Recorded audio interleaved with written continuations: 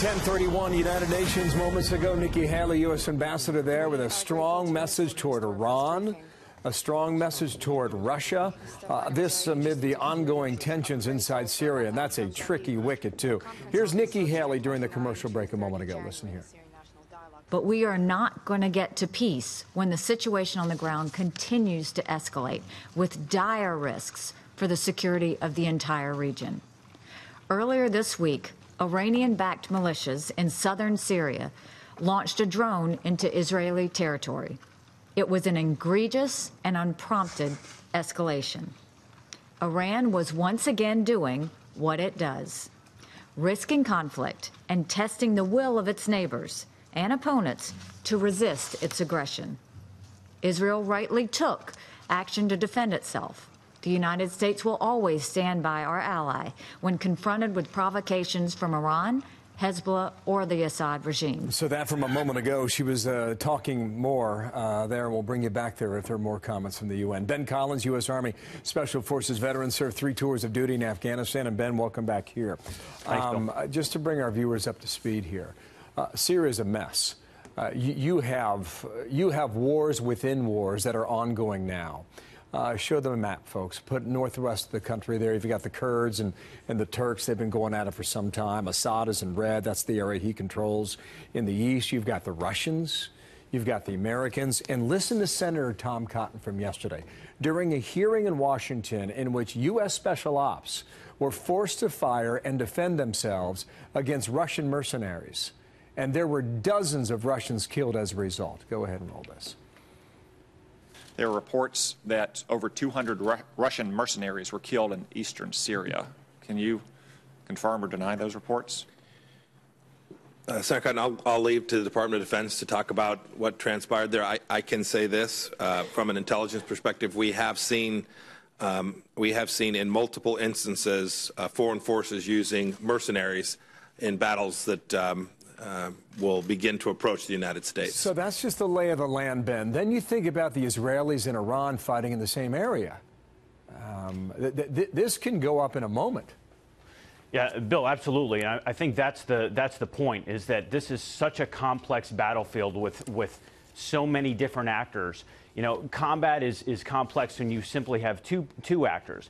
You know, right now we've got 3 to 4 states with our own forces in there. They're acting as proxies. You also have rebels that are fighting for their own interests. You've got multiple different rebel groups. And what Nikki Haley didn't say, at least in that clip that we heard, is that, yes, Israel responded to that a drone that Iran sent through Syrian airspace by sending a flight of F-16s and bombing the area that drone was launched from in Syria. Now, the Syrian anti-aircraft weapons actually shot down one of the Israeli jets. The pilot, thank God, was injured but not killed. However, what that shows is this is a tinderbox waiting to happen. I mean, it's been 30 years since we've had an Israeli jet shot down. Now we've got the possibility of another conflagration, again, between you've got Iran and Israel. Never mind what's happening on the ground in Syria.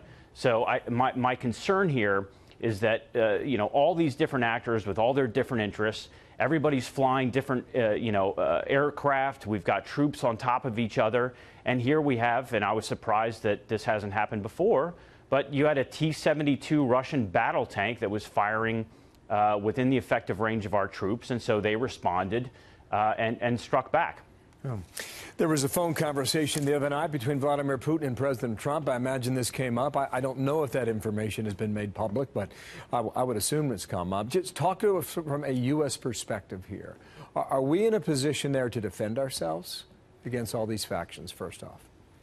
Well, Bill, I think the first thing that we have to understand is actually trying to figure out what those guys on the battlefield are seeing in front of them, you know, and how far we are willing to go.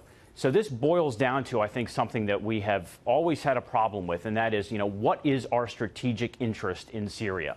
You always have to weigh that against what are the strategic interests of Russia in Syria.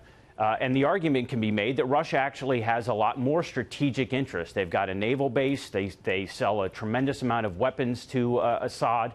So, you know, we always have to take into account how far is Russia willing to go, how far are we willing to go. Now, we know that we have plenty of assets now that are on the ground.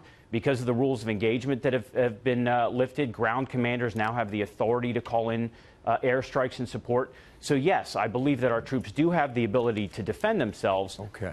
The question is just everybody stepping on top of each other.